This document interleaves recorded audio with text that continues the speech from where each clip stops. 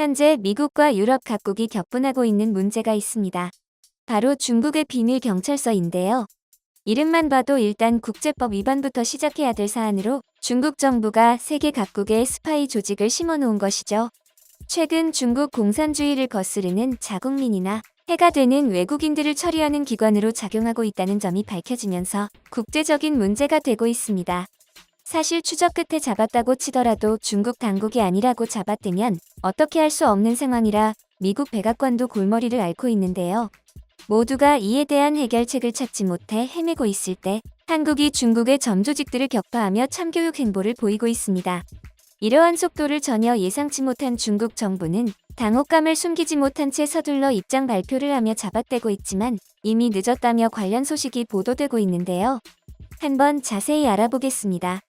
지난 4일 CNN은 스페인 마드리드의 인권단체 세이프가드 디펜더스의 보고서에서 중국 공안국이 운영한 해외 비밀 경찰서 48개의 존재를 새로 확인했다고 보도하며 문제의 해외 경찰서는 53개국 102개로 이와 관련해 국제적 외교 마찰을 빚을 조짐이라고 밝혔습니다.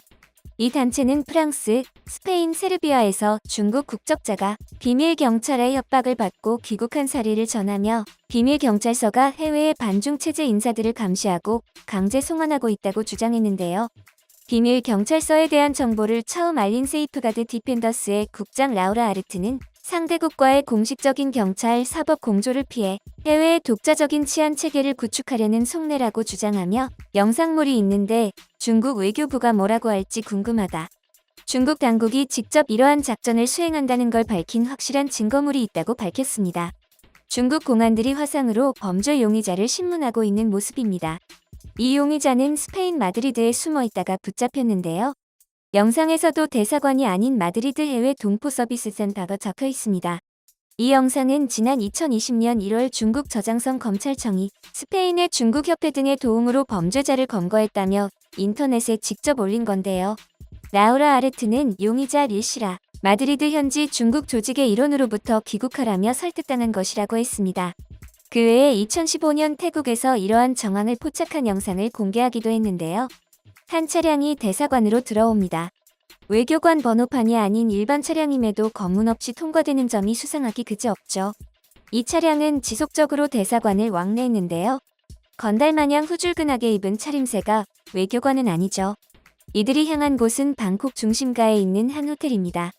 이들은 이 호텔에 장기 투숙하며 긴 시간 동안 수건 한 장 요청하지 않았다는데요. 호텔 측의 진술에 따르면 투숙객도 리더로 보이는 빨간 셔츠에 남자만 등록했다고 했으며 분명 흰색 차량으로 왔는데 나갈 때는 검은색 차량으로 바뀌는 등 차가리도 빈번했다고 합니다. 이에 수상함을 느낀 호텔 측은 경찰에도 여러 번 신고를 했었지만 별다른 조치는 없었다고 전했습니다. 중국이 비밀 경찰을 인정할 리가 없죠.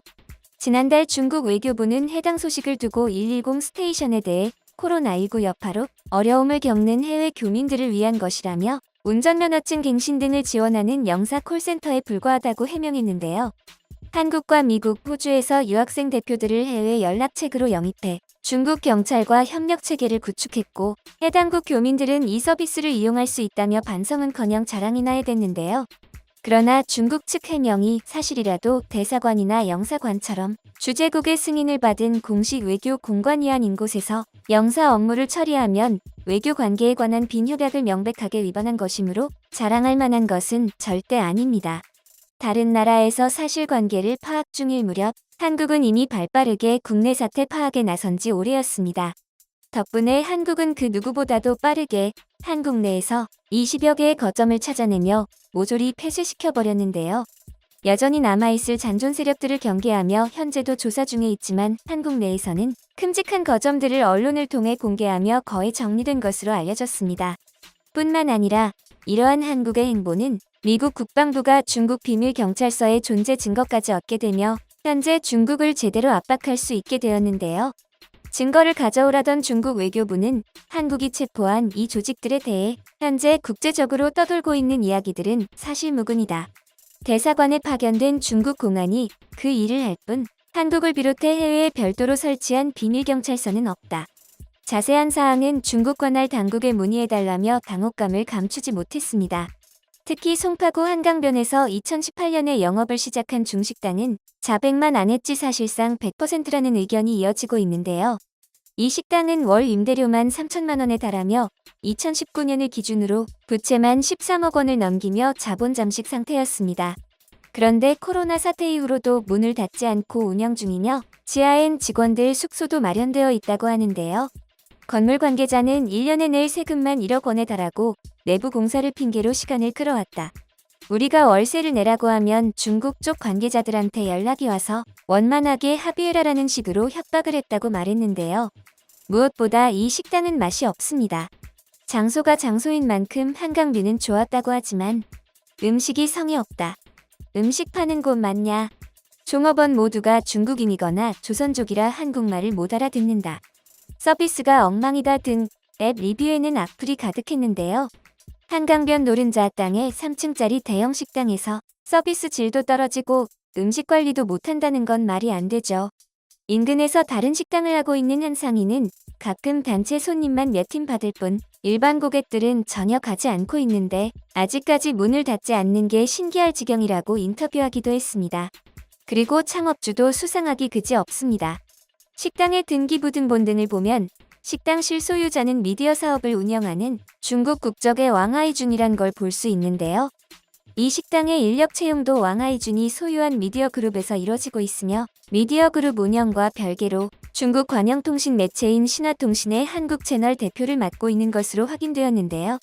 심지어 왕 씨가 운영하는 미디어 그룹의 본사는 국회 앞 대로에 있는 건물인 것은 물론이고 식당에서 열렸던 한중 관련 행사에서 우리들은 중국 공산당 통일선전부의 관리를 받고 있다고 말했다는 진술이 나오기도 했습니다. 100번 양보해서 이게 억울한 누명이라면 영업에 차질이 생긴 것이고 원통함에 잠을 못 이룰 것입니다. 정말로 억울하다면 언론사에 정정보도를 요청하며 항의하거나 손해배상을 청구하는 등의 움직임은 물론 이러한 얘기를 한 사람을 고소하는 것이 기본입니다. 그런데 사실이 아니라고 밝힌 뒤 공사를 한답시고 문을 닫는 것은 물론이고 건물 소유주가 바뀐다고 하는데도 별다른 움직임이 없는 건 이젠 반론의 여지도 없다는 것이겠죠. 여기에 쐐기를 박는 증거는 주한 중국 대사관인데요. 중국 대사관은 대변인 명의로 사실의 진실을 외면하고 근거 없이 구실을 잡아 고의적으로 중국의 이미지를 훼손시키고 중한 관계의 여론 분위기를 악화시키는 것에 대해 우리는 강한 불만과 단호한 반대를 표한다고 했습니다. 이 문제는 사실 식당 측이 막무가내로 세금, 월세 등을 내지 않고 버티고 있던 실정이라 원래부터 조사 대상이었는데 비밀경찰 의혹이 불거지자 갑자기 대사관까지 나선다는 건 오히려 스스로 증명하는 꼴이 되어버린 것입니다. 해당 식당은 현재 외신들에게 비밀경찰을 검거해낸 첫 사례로 보도되고 있으며 이달 말 폐업하는 것으로 알려졌는데요. 이렇게 한국이 파악한 세력들로부터 실시간으로 증거들이 속출하고 있는 상황, 중국은 말 그대로 도간에 든 쥐가 되었습니다. 이러한 대처가 가능했던 건 한국에 있는 배달앱이었는데요. 지금은 어느 나라를 가도 배달이 활성화되어 있긴 하지만 배달앱에 있어서 가장 발달되어 있고 정보 교류가 빠른 건 단연코 한국입니다.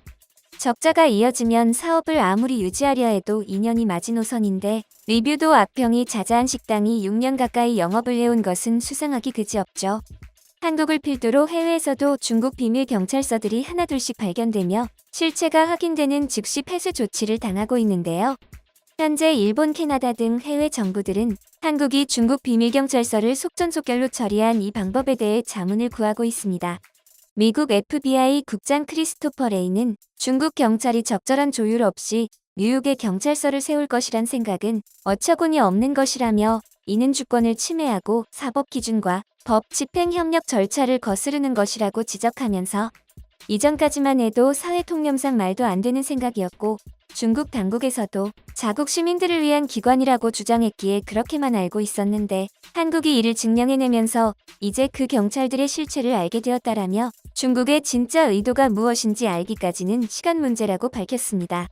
그러면서 레이 국장은 중국 당국의 이런 행동들은 다른 나라의 주권을 침해하고 사법 기준과 법 집행 협력 절차를 거스르는 것이며 이 같은 일을 계속한다면 이 일로 피해를 본 미국을 비롯한 53개국 나라 모두가 나서게 될 것이라고 강력하게 지적했습니다. 현재도 해외 여러 국무부는 한국의 자문을 구하며 중국 세력들을 향해 포위망을 좁혀가고 있다는데요. 점점 탈출구를 잃어가는 중국이 이후에 어떤 입장을 내놓을지 귀추가 주목되고 있습니다.